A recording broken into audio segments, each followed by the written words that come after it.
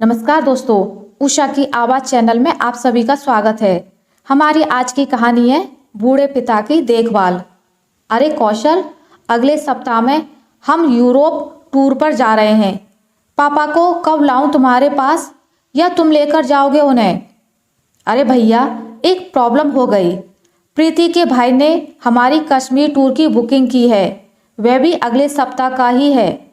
उस वजह से सॉरी, मैं पापा को लेने नहीं आ पाऊंगा। कौशल के ऐसा बोलते ही गुस्से से विकास का सिर घूम गया। पर तुम्हें पूछकर ही तो मैंने यूरोप टूर की बुकिंग की थी ना। उस बात को 3 महीने हो चुके हैं और तुम मुझे अभी बता रहे हो कि नहीं आ सकता।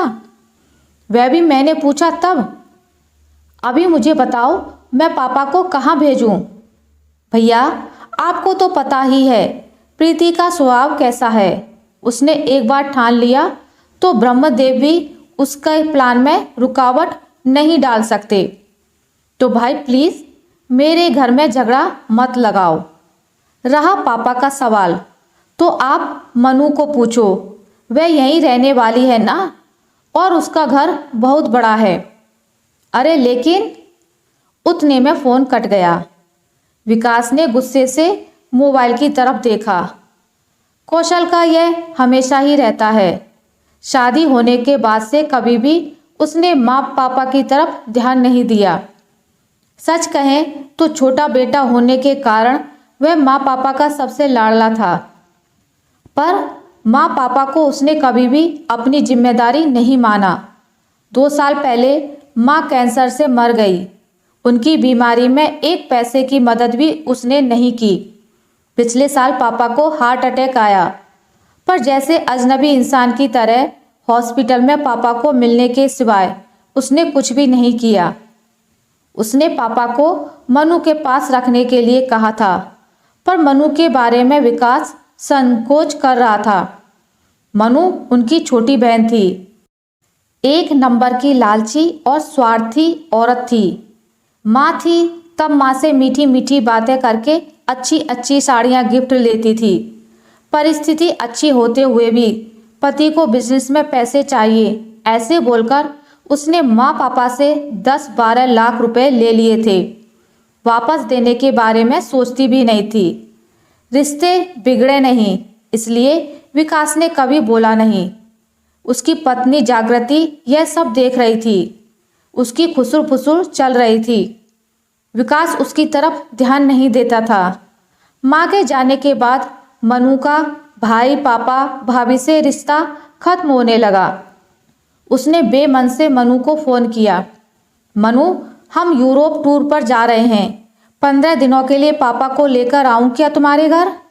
अरे भैया, डिलीवरी के लिए मेरे पास मेरी ननद आ रही है। मुझे बताओ, मैं उसकी तरफ ध्यान दूँ कि पापा की तरफ? लेकिन मनु, तुम्हारा घर तो बहुत बड़ा है, पापा कहीं पर भी रह सकते हैं। नहीं बाबा, उनको फिर से अटैक आया तो मैं कहाँ ढूंढती रहूँगी डॉक्टर को। इससे अच्छा तुम एक काम करो, उनको 15 दिनों के लिए वृद्धाश्रम भेज दो, कोई दिक्कत नहीं होगी। लेकिन मनु, हम 3 भाई बहन के होते हुए भी उनको वृद्धाश्रम में भेजना अच्छा नहीं लगेगा। देखो भैया, मैं नहीं रख सकती उन्हें। अगर आपको मेरा सुझाव पसंद नहीं आया तो फिर तुम ही देखो कि क्या करना है। इतना कहकर उसने भी फ़ोन कट कर दिया। घर आने के बाद विकास से जागृति ने पूछा, पापा को कहाँ भेजेंगे? हमेशा की तरह वह भड़की, हमने ठेका लेकर रखा है क्या पापा को संभालने का? इन दोनों की कोई भी जिम्मेदारी नहीं है क्या? उसका बोलना भी सच था। बड़ा बेटा होने के रिश्ते से विकास ने माँ पापा की जिम्मेदारी खुद ही स्वीकार की। पहले माँ और उसके बाद पापा की बीमारी की वजह से वह दोनों एक साथ बाहर भी नहीं जाते थे। कोई एक तो घर पर चाहिए था।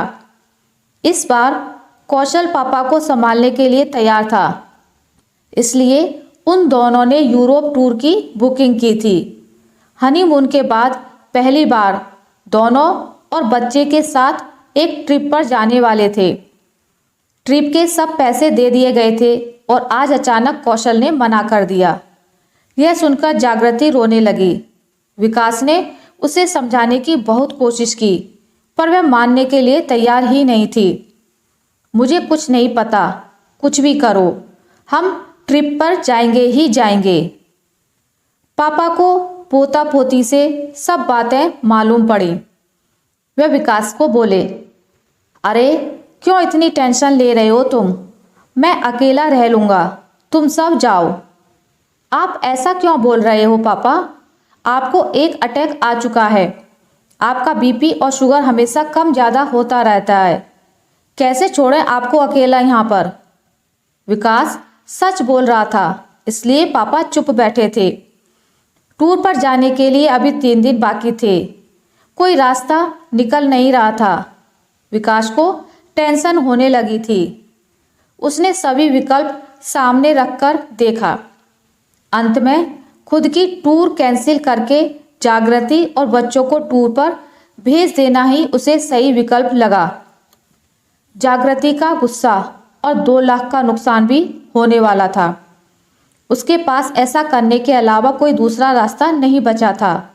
अंत में उसने अपना निर्णय पक्का किया और जागृति को फ़ोन करके सूचना दी। वह तो रोने लगी, पर उसने समझने के बजाय फ़ोन काट दिया।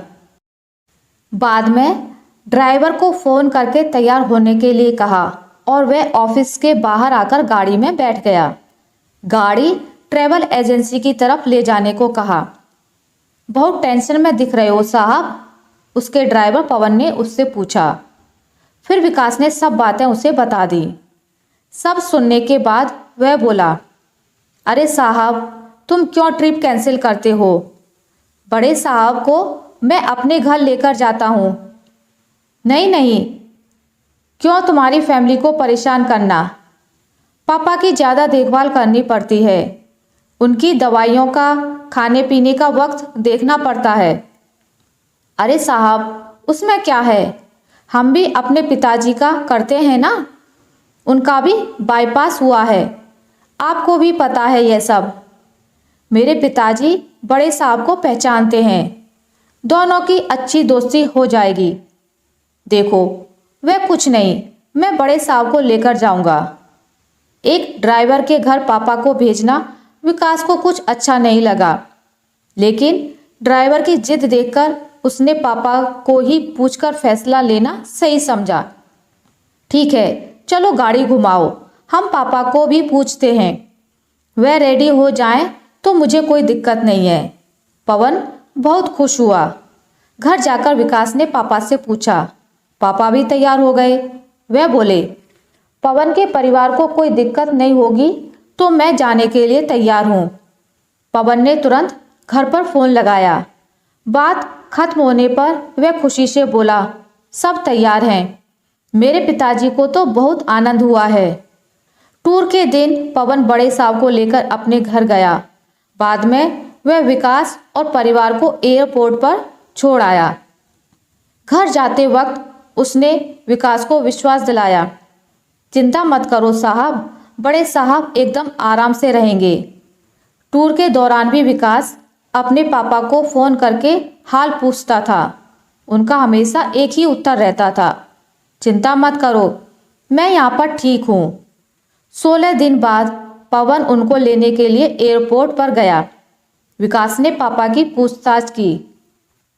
मज़े में हैं बड़े साहब, बहुत धमाल की दोनों बूढ़ों ने, पवन बोल रहा था।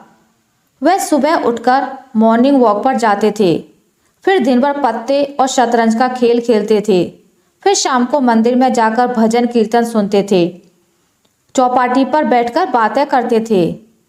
3 दिन पहले बड़े साहब को थोड़ा बुखार आया था, शुगर भी थोड़ी बढ़ गई थी। फिर उनको अस्पताल लेकर गया। अभी वो एकदम ठीक हैं। हमें छोड़ने के बाद लेकर आना पापा को घर पर। एक दिन रहने दो ना साहब, उनकी बीमारी की वजह से उनकी मेहमान नवाजी रह गई है। अरे अभी क्यों करनी मेहमान नवाजी? इतने दिनों तक तुमने उन्हें संभाला, वह क्या कम है? ऐसा क्यों कहते हो साहब? अपने घर आने वाले मेहमान को मेहमान नवाजी किए बिना कैसे भेजें?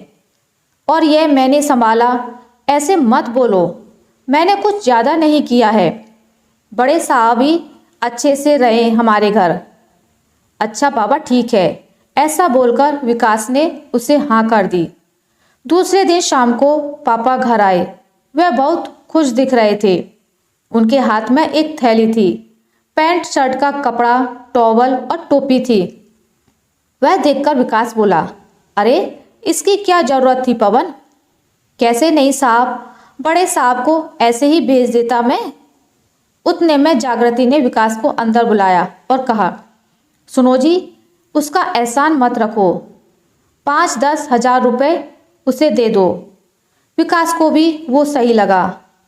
पवन के घर जाकर उसने 10 हजार उसके हाथों में दिए। पवन ने उसकी तरफ आश्चर्य से देखा और फिर वह 10 हजार उसने विकास को वापस कर दिए और बोला, यह क्या है साहब? अरे पिता को संभालने का कोई पैसा लेता है क्या भला? और हाँ, आगे भी कभी ऐसा समय आया तो बड़े साहब को बिना सोचे मेरे पास भेजना। विकास का मन भर आया।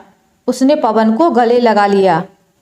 3-4 दिनों बाद कौशल और मनु का फोन आया। टूर कैंसिल किया था या फिर पापा को वृद्ध आश्रम में रखा था, ऐसा पूछ रहे थे दोनों। विकास के मुंह से इतना ही निकला कि उस दिन असल मायने में मुझे भाई मिला जिसने पापा का ख्याल रखा। आशा करती हूँ आपको मेरी आज की कहानी अच्छी लगी होगी। अगर आपको मेरी ये कहानी अच्छी लगी है तो इसे लाइक करें, ज़्यादा से ज़्यादा शेयर करें और अगर आप मेरे चैनल पर नए हैं तो इसे सब्सक्राइब करना ना भूलें। मिलते हैं एक नई कहानी के साथ, तब तक के लिए नमस्कार।